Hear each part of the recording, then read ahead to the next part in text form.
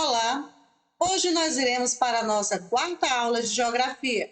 Falaremos sobre o mundo globalizado e a terceira revolução industrial. Este conteúdo está no livro didático na página 16 e 17. A partir da segunda metade do século XX, após a Segunda Guerra Mundial, ocorreram novas transformações que intensificaram o comércio internacional e o fluxo de capitais, ou seja, a forma como se deu as atividades que geram dinheiro, o capitalismo, entre os países. Esse momento é caracterizado pelo processo de globalização.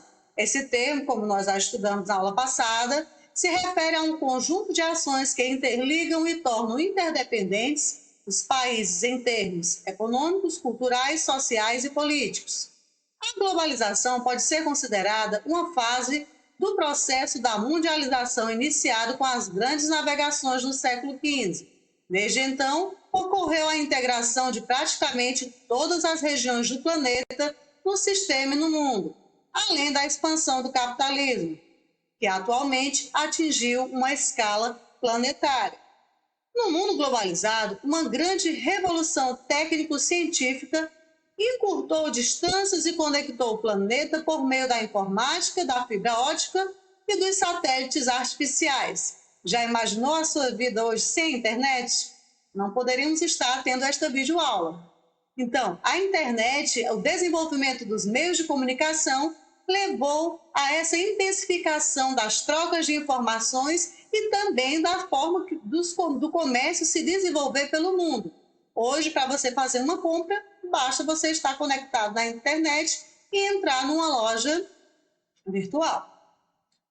Esse conjunto de fatores, então, esse desenvolvimento acelerado, levou à integração econômica mundial, caracterizada pela intensificação das trocas e pela formação de um mercado global atendido por empresas capazes de atuar mundialmente, que são as chamadas multinacionais ou transnacionais. Um bom exemplo é a Apple, a Microsoft e outras multinacionais, a Pepsi, a Coca-Cola. Todas são grandes empresas que têm suas sedes no seu país de origem e por todo o mundo têm as suas filiais.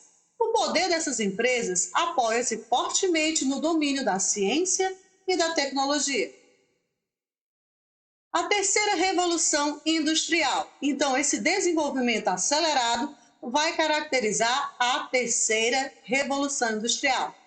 A revolução técnico-científica, também conhecida como terceira revolução industrial, caracteriza-se por esse desenvolvimento de tecnologias na área de informática, microeletrônica, robótica, microbiologia e nas áreas da farmacêutica e aeroespacial.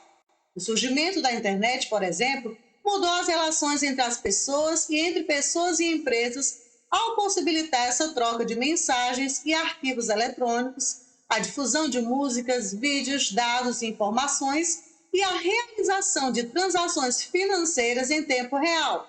Hoje, para você pagar uma conta de luz, de água, você não precisa ir na lotérica, você não precisa ir ao banco, você pode usar um aplicativo no seu celular e fazer o pagamento de todas as suas contas e não precisa mais encarar uma fila. Mas é claro que ainda existe o banco e as lotéricas para aqueles que ainda não têm esse tipo de acesso. O advento da internet e a aceleração dos fluxos materiais e imateriais no período da Revolução Técnico-Científica foram fundamentais para esse processo de globalização. Todos esses avanços caracterizaram a nova e atual fase do capitalismo, o capitalismo informacional. Na imagem você vê homens trabalhando com a robótica. Transformações no espaço e desigualdades sociais e socioeconômicas. A globalização, então, promoveu grandes alterações no espaço geográfico, além de alterar o modo de vida das pessoas e das sociedades. No mundo globalizado, diferentes locais estão cada vez mais interligados por modernos meios de transporte e de comunicação, permitindo o intenso fluxo de pessoas e de informações. É possível, por exemplo, saber instantaneamente diferentes acontecimentos em locais diferentes, como resultado das eleições em diferentes países ou a ocorrência de desastres naturais pelo mundo. Ou seja, hoje a instantaneidade da informação, ela é uma realidade. Além disso, esse processo levou a um reordenamento na estrutura produtiva e na localização das empresas no mundo, para reduzir custos de mão de obra e de preços dos produtos, mantendo assim a competitividade.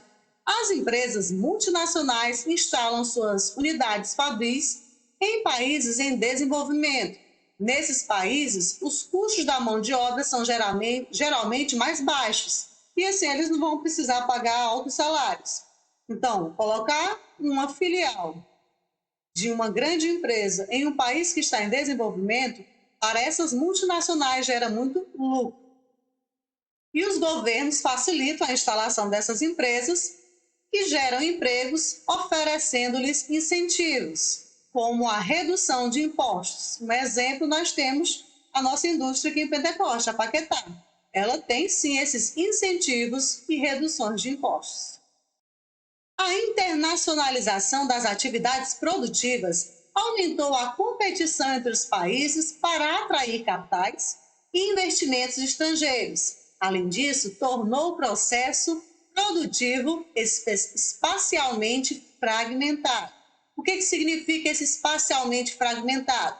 Que um produto como um videogame, ele não é feito mais apenas de uma empresa. Várias empresas pelo mundo, várias filiais, elas são juntas, elas produzem aquele aparelho. Uma pinta, outra faz os eletrônicos, outra, cada um faz uma parte do processo produtivo. Além desse processo de integração econômica e cultural no mundo, as desigualdades econômicas entre os países não desapareceram com a globalização. Na verdade, essas desigualdades econômicas, com a globalização, veio a ficar mais evidente, principalmente na questão da conectividade. Os países pobres, eles sofreram mais também, porque aconteceu essa maior evidência da desigualdade.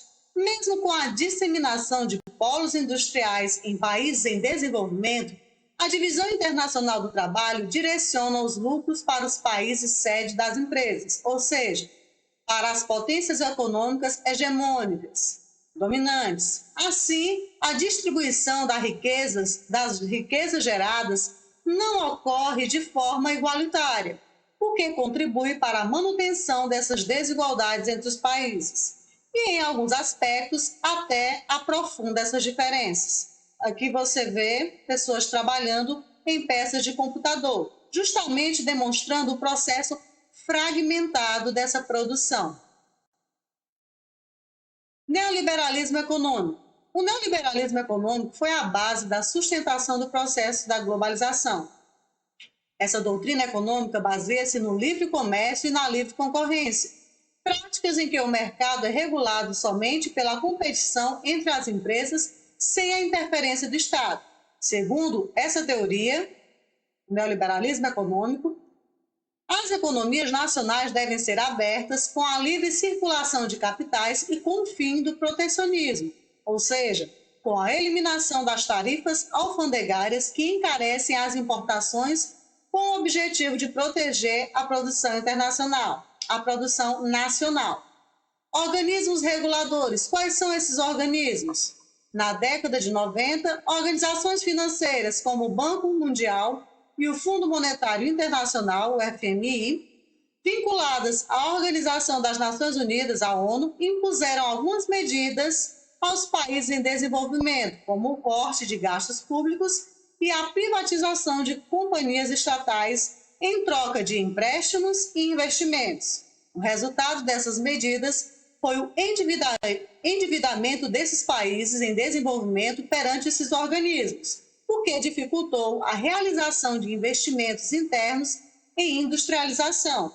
Por exemplo, essa medida, no entanto, favoreceu a economia dos países desenvolvidos, que passaram a exportar ainda mais para os países em desenvolvimento, ampliando o mercado para seus produtos principalmente os industrializados e os de alta tecnologia. Uma crise econômica gerada por causa dessa globalização nos países pobres, né? Então, é evidente que os países mais ricos, eles continuaram se desenvolvendo, mas os países mais pobres, que geralmente têm apenas a matéria-prima e não os produtos mais tecnológicos, eles vão sofrer mais. Em 2008, iniciou-se uma grave crise econômica causada pela falta de regulamentação do mercado financeiro e da concessão de créditos. Muitos países foram atingidos por problemas decorrentes dessa crise, como o desemprego e os baixos índices de crescimento econômico. A crise, iniciada nos Estados Unidos, atingiu a economia de vários países desenvolvidos e foi necessário uma forte intervenção dos governos para evitar a falência de bancos e de empresas.